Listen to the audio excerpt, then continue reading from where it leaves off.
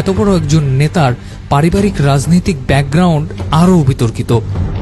আমার দাদা মরহুম শওকত আলী সরকার দীর্ঘদিন কাশিমপুর ইউনিয়ন পরিষদের চেয়ারম্যান ছিলেন এবং সাভার থানা আওয়ামী লীগের প্রতিষ্ঠাতা সভাপতি ছিলেন।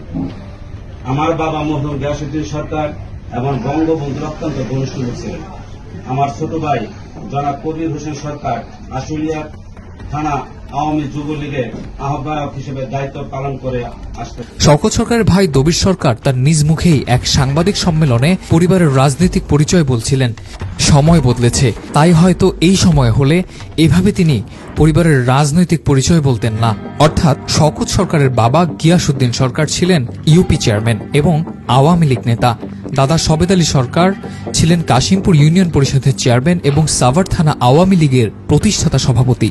সোহরাবউদ্দিন সরকার শওকত সরকারের চাচা, তিনি গাজীপুর মহানগর আওয়ামী লীগের উপদেষ্টা মণ্ডলীর সদস্য। মেজভাই দবিরউদ্দিন সরকার কাশিমপুর থানা আওয়ামী লীগের ১ নং সাংগঠনিক সম্পাদক এবং ৬ নম্বর ওয়ার্ড আওয়ামী লীগের সভাপতি। ছোট ভাই কবির হোসেন সরকার আশুলিয়া থানা আওয়ামী যুবলীগের সাবেক আহ্বায়ক। আপন চাচাতো ভাই সাইমন সরকার কাশিমপুর থানা ছাত্রলীগের সাবেক সভাপতি। আওয়ামী পরিবারের এমন একজন সদস্য, অথচ গাজীপুরের মতো গুরুত্বপূর্ণ এলাকার মহানগর বিএনপির সভাপতি।